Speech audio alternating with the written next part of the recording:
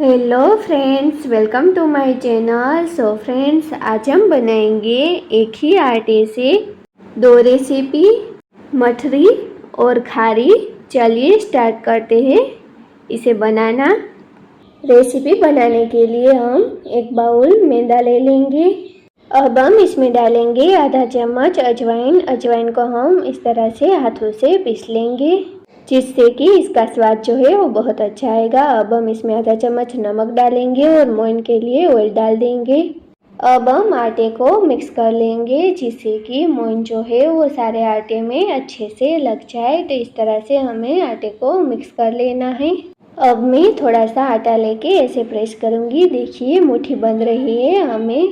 हमें इतना मोइन लगा लेना है आटे में। अब हम इसमें थोड़ा थोड़ा करके पानी डालते जाएंगे और आटा गूंद लेंगे। आटे को हमें सॉफ्ट गूंद के तैयार कर लेना है, इसलिए आप थोड़ा थोड़ा करके पानी डालें और जितनी आवश्यकता हो उतना ही पानी डालें। इस तरह से मैंने यहाँ पे आटा गूंद लिया है। अब हम आटे को थोड़ी देर के लिए ढक के रख देंगे और तब तक हम साटा तैयार कर लेंगे। 5-6 से चम्मच घी ले लेंगे।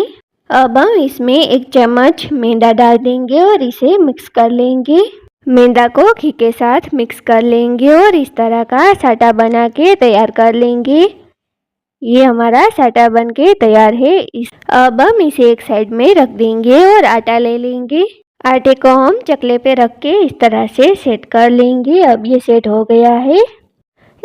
अब हम इसमें से एक लोहा निकाल लेंगे और लोहे को इस तरह से गोल बना लेंगे।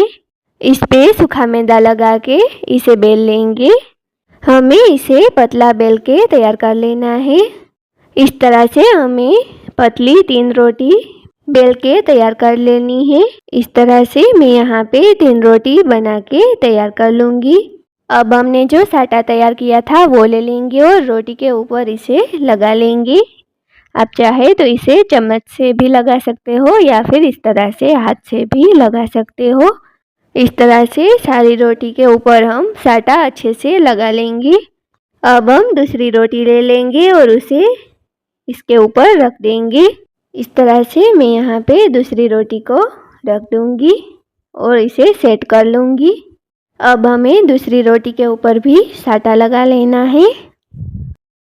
दूसरी रोटी के ऊपर भी हम इसी तरह से साटा लगा लेंगे। अब हम इसके ऊपर तीसरी रोटी जो है वो रख देंगे और इसे भी हम सेट करके इसके ऊपर भी साटा लगा लेंगे। ऐसे हम इन तीनों रोटी को सेट कर लेंगे। तीनों रोटी पे मैंने साटा लगा लिया है। अब हम एक साइड से इसे ऐसे लेके बेल्ट कर लेंगे और दूसरी साइड से भी हमें इसे बेल्ट कर लेना है। ऐसे ही हम चारों ओर से रोटी को बेल्ट कर लेंगे। अब हम इसे हल्के हाथों से बेल लेंगे। इस पे हमें बिल्कुल भी जोर नहीं लगाना है। बिल्कुल इस तरह से हल्के हाथों से बेल के तैयार कर लेना है। इससे हमारी मठरी जो है वो परतदार बन के तैयार होगी। इस तरह से मैंने यहाँ पे रोटी को बेल लिया है। हमें इसे स्क्वायर शेप में ही बेल लेना है। इस तरह से मैंने आटे को बेल लिया है। अब हम इसे कट कर लेंगे। सबसे पहले जो साइड वाला पार्ट है उसे हम पतला कट कर लेंगे और फिर हम इस तरह से स्ट्रेट लाइन बना लेंगे। इसे सीधा कट कर लेंगे। आप अपनी पसंद अनुसार इसे किसी भी शेप में कट कर सकते हो।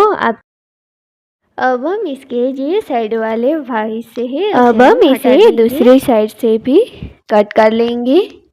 इस साइड हम 3 बड़े कट लगा लेंगे इस तरह से। अब हमने एक कढ़ाई में ऑयल गरम करने के लिए रख दिया है। उसमें हम मठरी को डालेंगे फ्राई करने के लिए। मठरी को फ्राई करते वक्त हमें गैस की फ्लेम हाई रखनी है और हाई फ्लेम पे ही हमें इसे फ्राई करना है। अगर हम इसे हाई फ्लेम पे फ्राई करेंगे तो जैसे ही हम इसे ऑयल में डालेंगे वैसे ही ये तुरंत ऊपर आने लगेगी। आप देख सकते हो इस तरह से ये सारी मछलियाँ ऊपर आ गई है। अब हम इसे एक बार पलट लेंगे। इस तरह से हमें इसे बीच बीच में पलटते रहना है और हाई फ्लेम पे फ्राई कर लेना है। जैसे जैसे ये फ्राई होती जाएगी इसमें से बबल्स आना कम होता जाएगा और इसका कलर भी चेंज होता जाएगा। देखिए इस तरह से इसका कलर जो है वो चेंज होने लगा है और ये गोल्डन ब्राउन हो गई है। अब ये फ्राई हो गई है। अब हम इसे निकाल लेंगे। थोड़ी देर इसे हम ऐसे रखेंगे जिससे कि इसका एक्स्ट्रा ऑयल जो है वो सारा निकल जाएगा। अब हम इसे एक प्लेट में निकाल लेंगे। अब हम इसी आटे से एक और रेसिपी बनाएंगे। ये रेसिपी बनाने के लिए सबसे पहले हम लुआ ले लेंगे। उस पर सूखा मैदा लगाकर इसे भी हम पतली रोटी के जैसे बेल के तैयार कर लेंगे। इस तरह से मैं इस आटे की पतली रोटी बना के तैयार कर लूँगी। इस तरह से मैंने रोटी को बेल लिया है। अब हम इसके ऊपर साटा लगा लेंगे।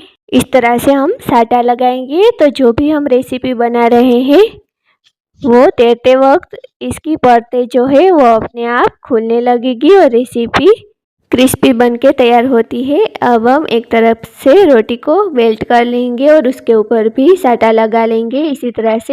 इस तरह से हम इसे एक बार और बेल्ट कर लेंगे और दूसरी ओर से भी हमें इसे बेल्ट कर लेना है और बीच में साटा लगा लेना है। अब जो इसका साइड वाला भाग है उसे हम हटा देंगे। अब हम इसे 3 बड़े पीसेस में कट कर लेंगे।